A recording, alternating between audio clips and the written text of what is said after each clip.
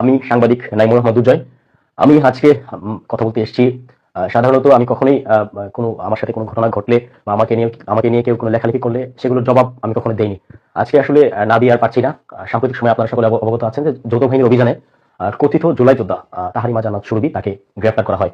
এখন তার গ্রেপ্তারের সাথে আমার কি সম্পর্ক, এটি নিয়ে নানান প্রশ্ন উঠছে এবং দাবি উঠছে যে 50 কোটি টাকা চাঁদাবাজির মামলা আমি সাংবাদিক নাইমুর রহমান দুর্জয় তাহারিমা নামে করেছি, এমন একটি অভিযোগ কিন্তু ইতিমধ্যে সোশ্যাল মিডিয়াতে ব্যাপক পরিমাণে ভাইরাল হচ্ছে। এখন আমি আমার বিষয়টা বলি যে 50 কোটি টাকার চাঁদাবাজির অভিযোগের মামলা আমি করিনি। এটা কে বা করেছে, কে বা কারা করেছে আমি সেটি জানি না। আমার যে অভিযোগ সেটা হচ্ছে 50,000 টাকার চাঁদাবাজির মামলা। 50,000 টাকার মামলা একেবারে যা হয়েছে আমার সাথে আমি তাই উল্লেখ করেছি, কেননা আমি কখনই ছোট থেকে এখন পর্যন্ত টাকা পয়সা বিভিন্ন সবকিছু নিয়ে আমি কখনোই মিথ্যা কথা বলি না। আমার সাথে যা যা হয়েছে আমি ঠিক তা তাই উল্লেখ করেছি। সেই প্রথমে অভিযোগপত্র আমি দায়ের করেছি গাজীপুর জেলাধীন কালিয়াকোট থানায়। পরবর্তীতে সেই অভিযোগের ভিত্তিতে আমি মামলা করেছি। সেই অভিযোগে শুরু থেকে শেষ পর্যন্ত আমি একটি শব্দ মিথ্যা বলিনি এবং মিথ্যা লিখিনি। বিশেষ করে যে টাকার যে অঙ্কটি কথা বেশি বেশি বেশি উঠছে, সেই টাকার অঙ্ক আমি একেবারে যা যা নিয়েছে আমার কাছ থেকে, তারা যত টাকা নিয়েছে এবং ক্যাশ যত টাকা নিয়েছে, বিকাশ থেকে তারা আমার বিকাশে বিভিন্ন জায়গা থেকে টাকা এনে তারা যে টাকা নিয়েছে ঠিক আমি তত টাকা উল্লেখ করেছি। আপনারা সকলে অবগত আছেন বিকাশের স্টেটমেন্ট কিন্তু ডিলিট করা যায় না, সেটা থাকে। সেই কারণে আমি কিন্তু বিকাশের স্টেটমেন্ট আমি প্রিন্ট করে আমার বাসায় আমি রেখেছি এবং এটা মামলার কাজ এবং আইনগত ভাবে আমি অনেক সহযোগিতা পাবো। সেই কারণে বিকাশের স্টেটমেন্টটি আমার কাছে এটা রয়েছে। এবং আমাকে যে মারধর করা হয়েছিল এবং আমাকে অপহরণ করে আমার উপর যে শারীরিক নির্যাতন চালানো হয়েছিল সেগুলোর ফটো এবং সেগুলোর আলামত আমার কাছে আছে এবং সেটার মেডিকেল রিপোর্ট আমার কাছে আছে। এখন প্রশ্ন উঠছে যে এই জুলাই যোদ্ধা তাহারিমার সাথে আমি কিভাবে সম্পৃক্ত হলাম এবং আমি কেনই বা তার নামে মামলা করলাম। 2025-এর নভেম্বরের 18 নভেম্বর 17 নভেম্বর রাত আমি দিন এবং রাত আমি সারাদিন ধানমন্ডি 32 এবং ওই সব এলাকায় আমার ডিউটি ছিল। আমি সারা দিন কঠোর পরিশ্রম করি এবং রাত 1টা পর্যন্ত আমি ধানমন্ডি 32 স্টে করি। তখন আমাকে লাইভে থাকা অবস্থায় আমাকে অনেক ফোন দিচ্ছিল। আমি তার ফোন ধরছি না, কেটে দিচ্ছিলাম এবং লাইভ শেষ করে আমি তাকে ধমক দিয়েছিলাম যে আমি তোমার ফোন কেটে দিচ্ছি, তারপর তুমি ফোন দিচ্ছ কেন। এটা বলার পরে সে বলল ভাই জরুরি কথা আছে। পরে তার ফোন আমি যখন একেবারে আমার কাজ শেষ তখন আমি তার ফোন ব্যাক করি। ব্যাক করার পরে সে বলে ভাইয়া কালকে আমাদের এই আপনাকে আমার কলেজে সবাই চিনে, ভাওয়াল কলেজে আপনি আসেন। আমি তো আপনাকে আগে বহুবার নিউজের তথ্য দিচ্ছি, আপনি তো আমি তো আর নিউজের তথ্য মিথ্যা কথা বলি না। আপনি আসেন আমার কলেজে, আপনাকে সবাই চিনে, আমাদের কলেজে একটা কালকে প্রোগ্রাম হবে, আপনি একটু প্লিজ ভাই একটু কাভারেজ দেন, আর আমার কলেজের সবাই আপনাকে চিনে। তো কলেজের একটা প্রোগ্রাম এবং এখানে তারা অনেকে জুলাই আন্দোলন করেছে। আমি জুলাই রিলেটেড কোনো প্রোগ্রাম ওরা আমাকে বলছিল জুলাই রিলেটেড আমার সমস্ত সহযোদ্ধা এখান থেকে আন্দোলন করেছে, এই কলেজে আপনাকে সবাই চিনি, আপনি আমাদেরকে অনেক কাভারেজ দেন এবং আপনি জুলাইয়ের সাংবাদিক, এটা আমি সবাইকে বলেছি। আপনি আসেন ভাইয়া, আপনি আসেন, আগামীকাল আসেন, অনেক রিকোয়েস্ট করেছিল। আমি পরে যদি ওর মানে কল রেকর্ড কখনো যদি এটা সম্ভব হয় শোনা, আমি বারবার বলতেছিলাম এবং অনেকবার বলতেছিলাম যে আমি অনেক ক্লান্ত। আমি টানা 3 দিন 16, 15, 16, 17 টানা 3 দিন ডে নাইট আমি ডিউটি ছিল আমার। সে কারণে আমি চাচ্ছিলাম যে 18 এবং 19 তারিখ 2 দিন আমি ছুটি নিব এবং বাসায় থাকবো। সেখান থেকে আমাকে ব্যাপক রিকোয়েস্ট করতেছিল। রিকোয়েস্টের এক পর্যায়ে আমি বাধ্য হয়ে যে ঠিক আছে আমি আসবো না। পরের দিন আমি তারা বলি যে 11টার দিকে আমি আসবো। 11টার দিকে আসবো। আমি বাসায় আসি, আসার পর খাওয়া দাওয়া করে ঘুমাই। ঘুমানোর পরে আমি ঘুম থেকে উঠে 11:30 বেজে গেছে এবং এর মধ্যে আমাকে অনেকগুলো কল দিচ্ছে।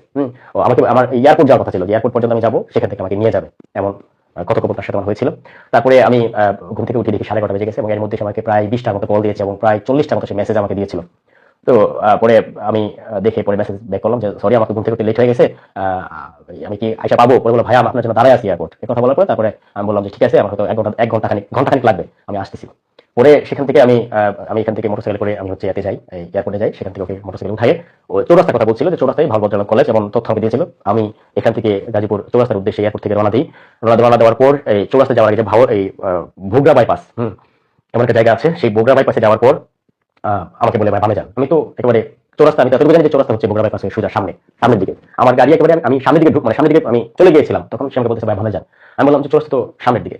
পরে বললো ভাই বামে যান, বামে হচ্ছে আপনি চৌরাস্তা বলে চিনবেন, এই জন্য আপনাকে চৌরাস্তার কথা বললাম। তখন আমি গাড়িটা আমি ওখানে প্রায় 30 সেকেন্ড দাঁড়ায় ছিলাম যে বামে। আর আমি এমনি তো ভাওয়াল বজ্রলাম কলেজটা চিনি না, শুনছি যে এটা গাজীপুরে এটাই শুনছি, কিন্তু কোথায় এক্স্যাক্টলি কোথায় সেটা আমি জানি না। এবং আমি চৌরাস্তা যাই, তার সাথে আমার প্রায় 1.5 বছরের পরিচয়, 1.5 বছর ধরে তাকে চিনি এবং তার অনেক উপকার করেছি। একটা ট্রাস্টের জায়গা থেকে আমি যাই এবং এটা আমি অফিসকে অবগত করি নাই। আর অফিসকে অবগত না করার বিষয়টা হচ্ছে এমন যে অফিসকে বিভিন্ন জায়গায় অবগত করার ছাড়া আমি চলে গিয়েছি। বিপদ হয় নাই বিদায় অবশ্যই আমি কিছু বলে নাই, এবার বিপদ হয়েছে বিদায় এটা সবাই সুযোগ পাচ্ছে যে আমি কেন অফিসকে না বলে চলে গিয়েছি। আমি নিউজের কাজে, আমি খবরের কাজে, আমি কোথাও মানে আমি কোন জায়গাটাই যাইনি। আমি গোপালগঞ্জে গিয়েছি, আমি নরসিংদীতে গিয়েছি, আমি নারায়ণগঞ্জে গিয়েছি, আমি গাজীপুরে গিয়েছি, আমি মুন্সিগঞ্জে গিয়েছি এবং বহুবার গিয়েছি, নারায়ণগঞ্জে বহুবার গিয়েছি এবং একবার তো একেবারে ব্রাহ্মণবাড়ির কাছাকাছি চলে গিয়েছিলাম নিউজের কাজে। বিভিন্ন সময় অফিসকে অবগত করি নাই, বিভিন্ন সময়, কারণ ওই জায়গাগুলো থেকে আমি সফল হয়েছি, যার কারণে অফিস আমাকে কিছু বলে নাই। এবারের ঘটনায় আমি ফেসে গিয়েছি, আমাকে ফাঁসানো হয়েছে এবং আমাকে ট্র্যাপে ফেলার জন্যই তারা দীর্ঘদিন ধরে প্ল্যান করে আমাকে নিয়ে গিয়েছে সেখানে। এই কারণে হয়তো আমি এই ঘটনাটা আমি অনেককে আমি এটা বুঝতে পারিনি। তারপরে আমাকে যখন বাম দিক থেকে নিয়ে গেল, বাম দিক থেকে নিয়ে মোটামুটি অনেকটা ভেতরে আমাকে নিয়ে যাওয়ার সময় আমি বলছিলাম, যখন কোনোভাবে ফ্লাইওভারটা ক্রস করি তখন আমি বলছিলাম যে আর কত দূর, বললো ভাইয়া আরেকটু। আপনাদেরকে আরেকটা তথ্য দিয়ে রাখি যে আমি যখন বাইক চালাচ্ছিলাম আমার এই ব্যাগ ছিল পিছনে, ব্যাগ পিছনে ছিল এবং নিউজের জন্য যা যা ইনস্ট্রুমেন্ট দরকার আমার ব্যাগে সবকিছু ছিল, এবং আমি ব্যাগ পিছনে দিয়ে আমার হাত ছিল সামনের দিকে, ব্যাগ চালাচ্ছিলাম এবং ওই মেয়ের যে বলে যে কুপ্রস্তাব বা যা তা বলে যেগুলো বলে বেড়াচ্ছে, যদি আমার ইন্টেনশন থাকতো যে ওর, তাহলে তো আমি তো ব্যাগটা সামনে রাখতাম এবং ওকে ছেলেদের মতো বসাতাম। ও একটা মেয়ে মানুষ, একজন আমার বাইকে আমার আম্মা উঠলে যেভাবে উঠে, আমার বোন যেভাবে উঠে, ও এভাবে উঠছিল এবং আমার ব্যাগ আমার পিছনে ছিল। ওর গায়ের সাথে আমার গা লাগার কোনো ইয়াই ছিল না, চান্সই ছিল না, এবং এটা হয়ও নাই। আমি জিজ্ঞেস করলাম যে কত দূর, বললো আর একটু চলে আসছে, এইভাবে চলে আসছে। সফিপুর নামক জায়গায় যাওয়ার পর তখন সে বলে এবারে ফ্লাইওভার উঠে না আমরা চলে আসছি, পরে নিচ দিয়ে যেতে বলে আমি নিচ দিয়ে কিছুটা যাওয়ার পর আমি আমাকে স্লো করতে বলে, আমি স্লো করি। তারপরে ওরা স্লো করার পরে পানি কিনতে নাকি ফুল কিনতে ও নামে, আমি স্পষ্ট আমার মনে নাই কি জন্য নামে। আমি যখন গাড়িটা স্লো করছিলাম আমার হচ্ছে আমি ওদিকে ফিরেছিলাম, আর আমার মুখমন্ডল ছিল সামনের দিকে, আমি পেছন দিকে কোথায় গিয়েছে বা কি করতেছে আমি সেটা খেয়াল করিনি। 20 সেকেন্ডের মতো হয়েছিল, আমি বাইকে বসে জাস্ট ফোনটা চালাচ্ছিলাম। সাথে সাথেই 2-3টা ছেলে এসে আমার প্রথমে ফোন টান দেয়, আমার বাইকে থেকে চাবি খুলে নেয় এবং আমাকে হাত মুখে ধরে ফেলে বলে যে গাড়ি থেকে নাম। মানে বললাম ভাই কেন, আমার কি? পরে ওরা বলে যে এই মেয়ের সাথে তো কিসে করেছো, তুমি এখানে আসছিস কেন? আমি প্রথমে ভাবি যে এটা তো মিসআন্ডারস্ট্যান্ডিং হচ্ছে, যে আমি যেহেতু এই মেয়েকে আমার পিছনে বসিয়েছি, এই হয়তো এই ছেলে এই মেয়ের বয়ফ্রেন্ড, ও হয়তো বিষয়টা দেখে খুব খারাপ লাগছে, এই কারণে হয়তো আমাকে ধরেছে। এবং আমি সাথে সাথে বিষয়টা ক্লিয়ার করার মানে প্রস্তুত নিয়েছিলাম যে আমি তো ভাই আপনার হয়তো গার্লফ্রেন্ড হতে পারে, কিন্তু আমার তো কিছু না, আমার তো তার সাথে এমনি পরিচয় বা আমার ছোট বোনের মতো। কিন্তু তারা তখন আমাকে বলে যে আমাদের বড় ভাই কথা বলবে, আপনাকে কিছু করবো না, আমার বড় ভাই কথা বলে আপনি চলেন, কথা বলার পরেই আপনাকে ছেড়ে দিব। আমি চিন্তা করলাম আমি একজন সাংবাদিক এবং আমাকে চিনে সবাই, এবং এই নিয়েও আমার ব্যাপারে অবগত আছে, তো আমি যাই, গেলে কি বা হবে। তখন ওরা আমাকে আমার বাইক ওদের কাছে নিয়ে যায় এবং আমার মোবাইল ফোন ওদের কাছে। তখন আমি ভাবলাম যে আমি কি এখানে চিৎকার বা চেঁচামেচি করবো। সড়কটা ছিল একেবারে নিরিবিলি, একেবারে চুপচাপ শুনশান একটি সড়ক ছিল, যার কারণে আমি চিৎকার চেঁচামেচি করলে কোনো লাভ হতো না। তারা আমাকে একটি অটোতে করে ওই তাদের যে বড় ভাই, সেই বড় ভাই বাসায় নিয়ে যায়। তখন ওই বড় ভাইয়ের মা এবং খালা সেখানে উপস্থিত ছিল। পরে তারা 3জন এবং সেই মেয়ে 4জন আমাকে একটা রুমে নিয়ে যায়, রুমে নিয়ে আমাকে তখন আটকে ফেলায় এবং রুমে নেওয়ার পরে আমি তাদের উদ্দেশ্য কি বুঝে যাই, এবং এটার সাথে যে এই তাহরিমা জান্নাত জড়িত সেটা আমি শরৎ থেকে বুঝি যে এটা তার একটা প্ল্যান, এবং তার অনেক উচ্চ আকাঙ্ক্ষা যে আমার বিপুল পরিমাণ টাকা আছে, আমি অনেক টাকার মালিক, এ ধরনের কথাবার্তা সে সবাইকে বলে বেড়াতো। এবং সেই স্পটে আমাকে আটকে আমাকে 5 লক্ষ টাকা মুহূর্তের মধ্যে দাবি করে যে আমাকে 30 মিনিটের মধ্যে 5 লক্ষ টাকা দিতে হবে, না হয় তারা আমার যে পেজ, আমি যে হাউসে কাজ করি, যে প্রতিষ্ঠানে কাজ করি, সেই পেজ থেকে লাইভে যাবে, বলবে যে আমাকে এই অনৈতিক অবস্থা আমি এখানে ধরা পড়েছি, আমি এই ড্রাগসের ব্যবসা করি, নানান ধরনের কথা তখন তারা বলছিল।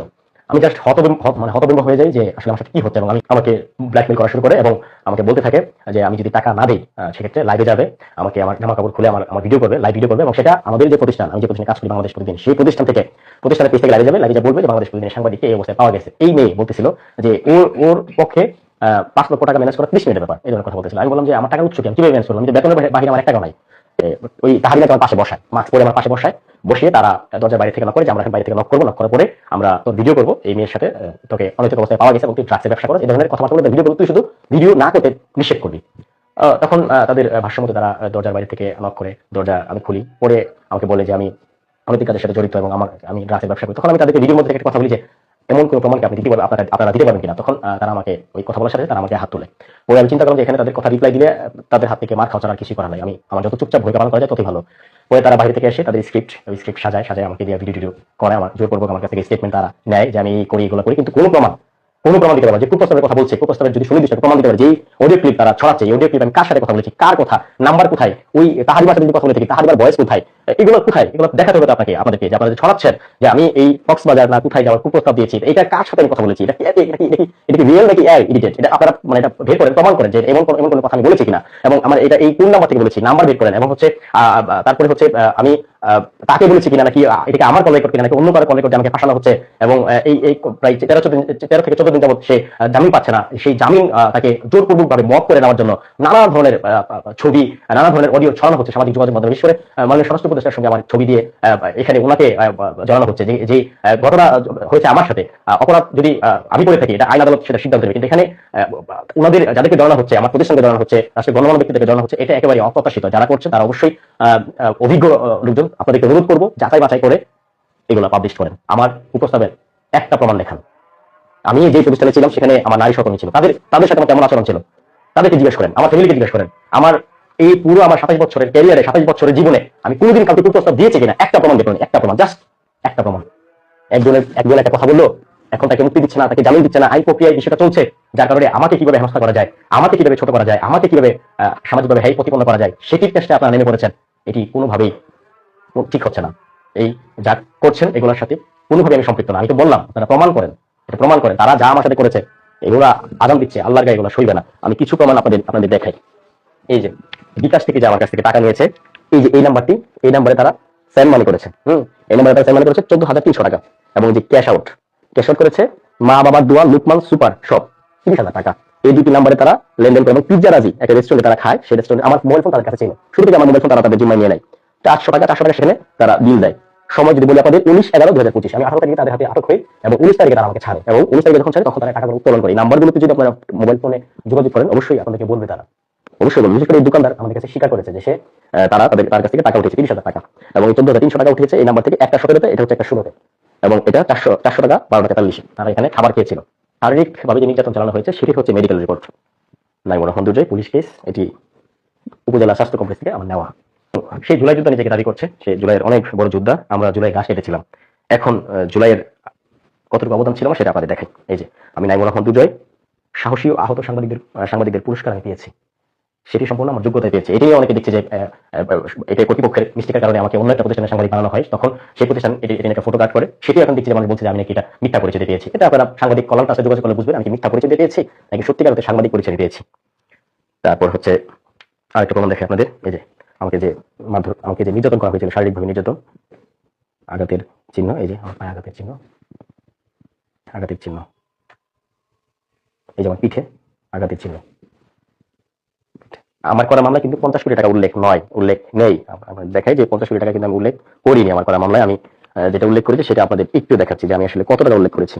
এই যে এখানে স্পষ্টত এটা উল্লেখ আছে যে 45,200 টাকা বিকাশ থেকে প্রেরণ করে, তারপরে বিকাশ থেকে নেয় 40,700 টাকা ট্রান্সফার করে আনে। 45,200 টাকা আমার ফোনে আসে, কিন্তু তারা 40,700 টাকা ট্রান্সফার করে।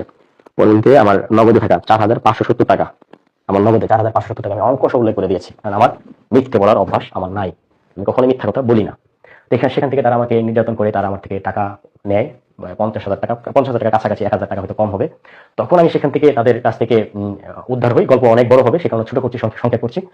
তাদের কাছ থেকে পরের দিনে উদ্ধার হই এবং আমাকে এই যে মারধরের ছবি আপনাদের দেখিয়েছি, মেডিকেল রিপোর্ট দেখিয়েছি, মামলার যে কপি সেটা দেখিয়েছি, বিকাশ থেকে যে ট্রিটমেন্ট, বিকাশ থেকে যে টাকা নিয়েছে সেটা দেখেছি। এবং এই ঘটনার মাধ্যমে নিউজ সংবাদ প্রকাশ হয়।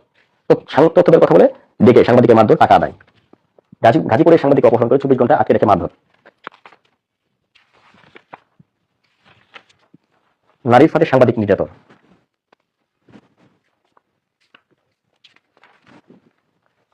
গাজীপুরের সাংবাদিকের 24 ঘন্টা আটকে রেখে মারধর, টাকা আদায়। সাংবাদিককে আটকে রেখে মারধর, টাকা আদায়ের অভিযোগ।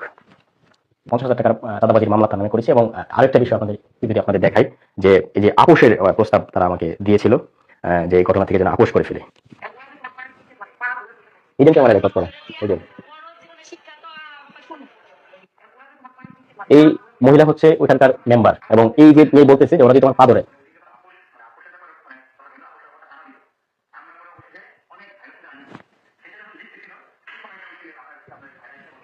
এই যে এই চারজন মূল হোতা, এই চারজন এখন তারা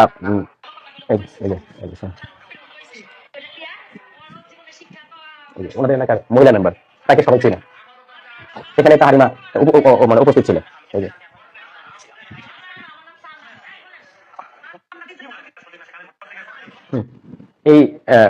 এই যে মহিলা, তিনি ফাঁড়িতে বসে এটা সমাধানের চেষ্টা করছিলেন। তার পাশেই এই অভিযুক্ত তাহিমা বসা ছিল। তার সামনে এগুলো বলা হচ্ছিল এবং বলতেছিল যে দোষ করছে, ক্ষমা করে দাও এবং ক্ষমা করে দিয়ে আমাদের এলাকার ছেলেদের বাঁচাও। কারণ আমি তো মামলায় তাকে সহ 3 জনকে আসামি করেছি, যারা মানে জড়িত ছিল। তাদেরকে বাঁচানোর জন্য এই মহিলা এসে ফাঁড়িতে এসে সে রিকোয়েস্ট করতে থাকে। আমরা যেদিন তাদের মনের মতো আপোষ হয়নি, সে কারণে তারা ফাঁড়িতে আমাদের সাথে চরম বিশৃঙ্খলা করে। সেই বিশৃঙ্খলার একটু প্রমাণ আপনাদের একটু দেখাবো আমি।